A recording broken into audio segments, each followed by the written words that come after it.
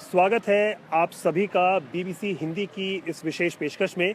पहले अपने सभी ऑडियंसेस को बताना चाहेंगे कि अगले कुछ दिनों तक हम बांग्लादेश में हैं और बांग्लादेश से आपके लिए रोज़ किसी एक नई जगह से एफबी लाइव की पेशकश होगी। आज हम एक ऐसे इलाके में हैं जो ढाका का सबसे बड़ा और बांग्लादेश का सबसे बड़ा गुरुद्वारा माना जाता है। अंदर जाना है मुझे जी। ये आपको बताना चाहेंगे पहले सिर्फ एक गेट था इस इतने बड़े गुरुद्वारे में। इसके पीछे एक नया गेट बना है। अब यहाँ पे 2 से 3 सिक्योरिटी पर्सनल रहते हैं। प्रॉपर फ्रिस्किंग होती है मेटल डिटेक्टर्स के साथ। और ये एक आपको नज़ारा दिखाते हैं इस गुरुद्वारे का। देखिए सामने दरबार हॉल है। उसके बगल में गुरुद्वारा नानक शाही इसका नाम है। ढाका का ही नहीं पूरे बांग्लादेश का सबसे बड़ा गुरुद्वारा है। ये एक बगल में इमारत है जो पिछले 5 साल पहले आई है। लेकिन आज हम यहाँ पर क्यों हैं उसकी वजह यह है कि पिछले 1 से 2 सालों के दरमियान बांग्लादेश में तमाम अल्पसंख्यक समुदाय के लोगों के खिलाफ हिंसा की घटनाएं हुई हैं। हिंदू पुजारियों की हत्याएं हुई हैं। एथीस को, ब्लॉगर्स को, उनकी तमाम लोगों की किलिंग्स हुई हैं। और जो ख़ास तौर से माइनॉरिटीज़ हैं, जो यहाँ पर अल्पसंख्यक समुदाय है, वो एक भय के वातावरण में रह रहा है। जितने लोगों से हमारी बात हो रही है वो लोग बताते हैं कि एक अजीब किस्म का डर है और एक बेचैनी का मंजर है उनके अंदर। यहाँ पर ये वो गुरुद्वारा है बड़ा।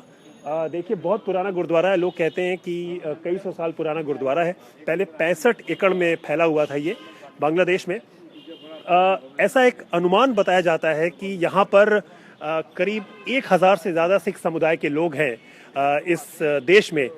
लेकिन अभी क्या उनकी चिंताएं हैं, उन तमाम लोगों से बात करते हैं। पहले हमारे साथ इस गुरुद्वारे के पुजारी जी हैं, ग्रंथी जी हैं। ग्रंथी जी, ये बताइए कि यहाँ पर आजकल कितने लोग आते हैं, क्या क्या होता है इस गुरुद्वारे में? अभी लोग जब इंडियन बांग्लादेश के लोकल लोग, हिंदू लोग, मुसलमान कभी कभी आते हैं। कि शुक्रवार में जब प्रोग्राम होता है कीर्तन का, कथा का, वो 11 बजे तो 2 बजे तक तब लोग आते हैं। हाँ, तब लोग कड़ा प्रसाद मिलता है यहाँ पर, लंगर वगैरह? कड़ा प्रसाद मिलता है, लंगर मिलता है जी। पूरे जल पानी उसको छकाया जाता है जी। और ये बताइए कि अभी जब हम आए वहाँ पर, आप तो यहाँ के प्रमुख ग्रंथी हैं, तो मेटल डिटेक्टर्स वगैरह से फ्रिस्किंग हो रही है। क्या ये ज़रूरी है आजकल? ये ज़रूरी है चेक करने के लिए। जो माहौल चल रहा है ना ख़राब बांग्लादेश में, इस करके सिक्योरिटी का है, उसको पूरा आधार दिया गया है चेक करने का। कोई भी आदमी होता है, गुरुद्वारे का मेंबर भी है, कोई भी आता है, उसको पूरा चेक करना है। मेंबर को भी चेक करते हैं? हाँ, जो सिख समुदाय के लोग हैं हाँ, उनको भी चेक कर रहे हैं? उनको चेक करके गेट में पाना पड़ता है। इस तरह की बेचैनी का माहौल, इसके बारे में अभी हम लोग बात कर रहे थे। हमारे साथ और भी तमाम लोग हैं जो यहीं के निवासी हैं, ढाका के रहने वाले। मैं इस गुरुद्वारे के मैनेजर हूँ यहाँ। आप इस गुरुद्वारे के मैनेजर हैं? आप यहीं रहते हैं, ढाका हाँ, में रहते यहीं हैं? पे रहते हैं। अच्छा, तो बांग्ला भी बोल लेते होंगे? हाँ, बांग्ला भी बोल लेते हैं। हाँ। बीबीसी हिंदी के श्रोताओं को, पाठकों को ये बताइए और ऑडियंसेस को ये बताइए कि आप यहाँ पे रहते हैं, सिख समुदाय से हैं, इस गुरुद्वारे में आते हैं। हाँ। किस तरह की चिंताएं हैं आपकी? किस तरह के इश्यूज क्या हैं आपके? पहले जो है वो हमारे यहाँ पे अभी बांग्लादेश में जो हो रहा है आतंकवादी का जो खेल है, वो अब तक यहाँ पे सेफ है। यहाँ पे ऐसा कुछ हुआ नहीं है। और हम जैसा देखा आपने, सिक्योरिटी यहाँ पे है और वहाँ पे हमारे जो वाले हैं वो भी ऊंचाई पे ले रहे हैं। हिंदू तमाम पुजारियों की हत्याओं के मामले आए हैं और सरकार ने भी माना ऐसा हुआ है। तो क्या उस तरह की खबरें जब आती हैं तो क्या लगता है? वो मैंने जितना जाना है, जो वो एक लेटर भेजते हैं मंदिरों पे, जो ऐसा हमला होने वाला है या फिर उनको सावधान करते हैं, लेकिन यहाँ पे ऐसा कुछ नहीं हुआ है अभी तक गुरुद्वारे में ऐसा कुछ नहीं हुआ है। आप बताइए बाबूजी, आप भी ढाका में रहते हैं? हाँ जी, मैं यहाँ पर प्रधान हूँ। आप प्रधान हैं? यहाँ के प्रधान हूँ मैनेजमेंट कमेटी के जी। और हम ये गुरुद्वारे को मैनेजमेंट करते हैं। हमारी 3 पीढ़ी ये गुरुद्वारे में सेवा करके चली गई। 3 पीढ़ी? 3 पीढ़ी जी। हमारे पिताजी थे, मेरे दादाजी थे। जी जी। हमारे निजी गुरुद्वारा भी थे जो 1971 में उसमें आग लगा दिया गया था। जी जी। पाकिस्तानी हाना ने।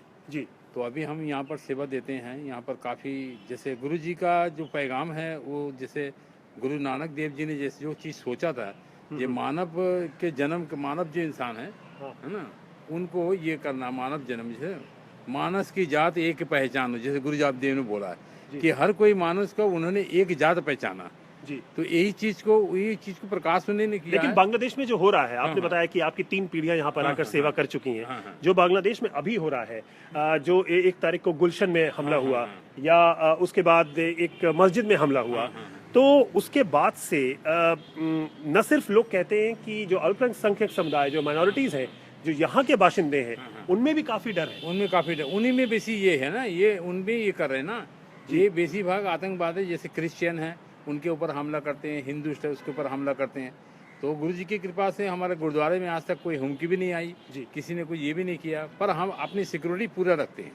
और ज्यादा आपने बढ़ा दी है हमने पिछले बढ़ा 1 महीने में। क्या 1 महीने में काफी सिक्योरिटी बढ़ाई। में सिक्योरिटी गार्ड रखे हुए हैं। सिक्योरिटी गार्ड को बोला गया है कि अगर मैं भी आऊँ तो मेरे को भी चेक करो, और वो मेटल डिटेक्टर से वो चेक मेटल करते हैं, डिटेक्टर पूरा से चेक बैग करते इन्होंने हैं, मेरा पूरा खंगाला बैग, अभी। हाँ सारा चेक करते हैं। हफ्ते में जो फ्राइडे को लंगर होता है, 300 250 300 बंदे यहाँ आते हैं, वहाँ पर उनको लंगर छकाया जाता है, कड़ा प्रसाद होता है, कीर्तन होता है, सब कुछ होता है बाकायदा। यहाँ पर सब कुछ अच्छा हो रहा है।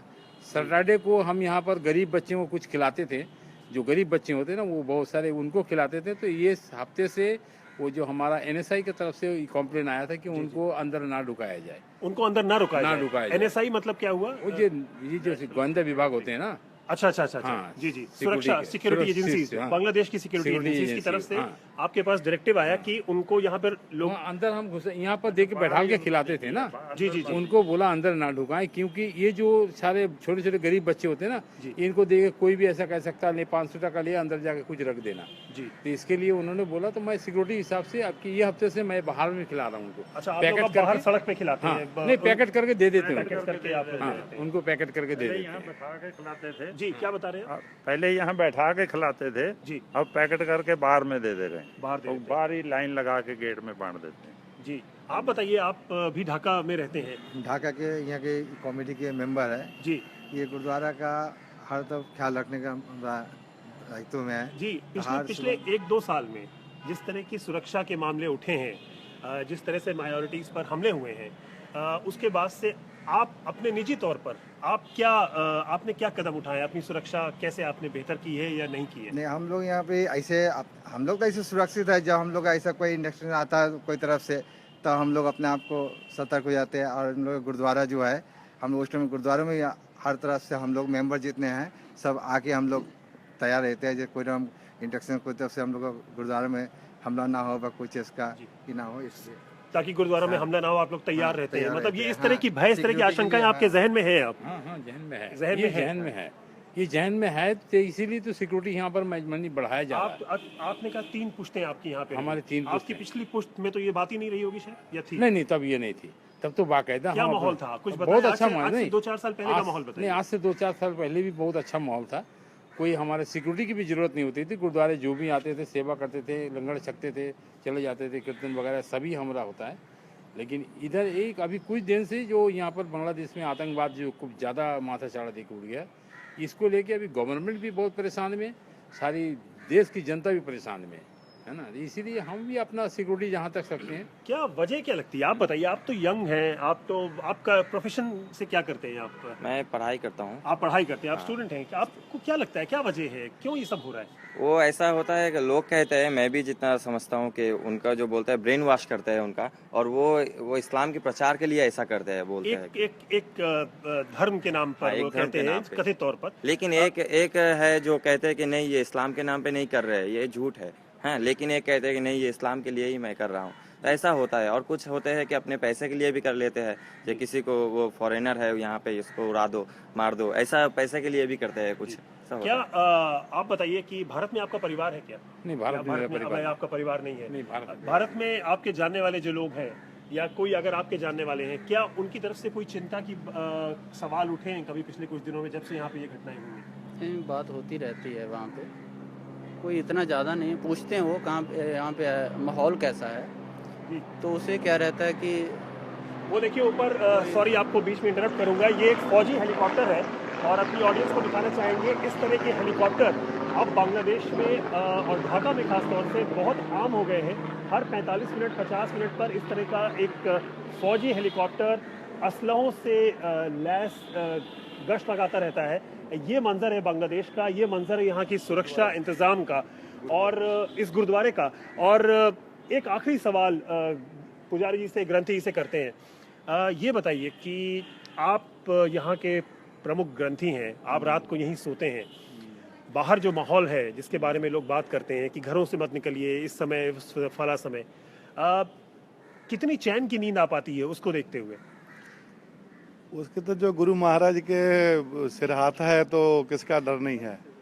जब गुरु महाराज की सेवा के करने की विश्वास है कि जब गुरु साहब जी है हजूर तो कभी किसका डर नहीं है जी। हाँ, गुरु का भरोसा है और गुरु के उस भरोसे पे आप जो है हाँ। निश्चिंत होकर सोते हैं।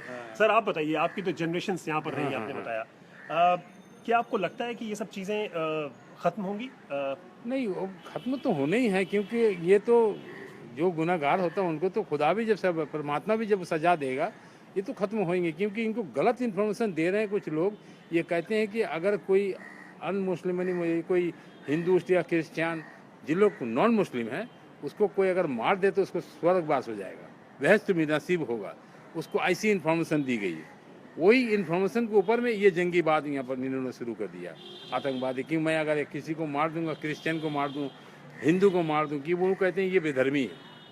हाँ, वो उनका ये सरकार एक आखिरी सवाल, माफ कीजिएगा, आखिरी करके एक सवाल बढ़ता जा रहा है। नहीं, सरकार जो है उसका जो रवैया रहा है, हाँ। अवामी लीग की सरकार है, शेख हसीना प्रधानमंत्री हैं, हाँ। उनके रवैये से आप लोग बांग्लादेश के सिटीजन जो हैं और गुरुद्वारे में आते हैं हाँ सिख, वो कितने सेटिस्फाइड या नहीं, शेख हसीना सरकार की ये बहुत काफ़ी अच्छा सिक्योरिटी दे रही है। वो सारी मजहब को किंतु उन्होंने बहुत अच्छे से सिक्योरिटी दे के रखा है। यहाँ तो हम अपने सिक्योरिटी लगाएं, किंतु वो उन्होंने अपने से भी बहुत सारा सिक्योरिटी और भी बढ़ा के रखा है। जैसे आप ढगेश्वरी मंदिर में जाएंगे ना, वो मंदिर में जाने से वहाँ पर देखिएगा पुलिस सब बैरिकेड में बैठे हुए हैं, वहाँ पर पुलिस ही खाता लेके बैठा हुआ, अंदर कोई जाने से उसको लिख के जाना होता है कहाँ जा रहा है। तो बांग्लादेश सरकार किंतु बहुत अच्छी, वो बांग्लादेश सरकार मैंने पूरी अपने तौर से चेष्टा कर रही है जो ये आतंकवाद को ख़त्म कर देने के लिए। बहुत बहुत शुक्रिया आप सब लोगों का इस हमारे डिस्कशन में, इस कार्यक्रम में शामिल होने के लिए। तो कैसा लगा आपको हमारा ये डिस्कशन, कैसी लगी आपको ये चिंताएं जो सिख समुदाय के लोगों की बांग्लादेश के सबसे बड़े गुरुद्वारे के प्रांगण में हम लोग उनसे बात कर रहे थे? इस प्रोग्राम के बारे में अपनी जो भी राय है वो यहीं पर नीचे BBC हिंदी के कमेंट बॉक्स में अपना फीडबैक ज़रूर डालिएगा और इंतज़ार करते रहिएगा। बांग्लादेश से अगले 4-5-6 दिनों में आपको बहुत बेहतरीन चुनिंदा जगहों से फेसबुक लाइव दिखाने की हमारी पेशकश कोशिश रहेगी। नितिन श्रीवास्तव, BBC ढाका।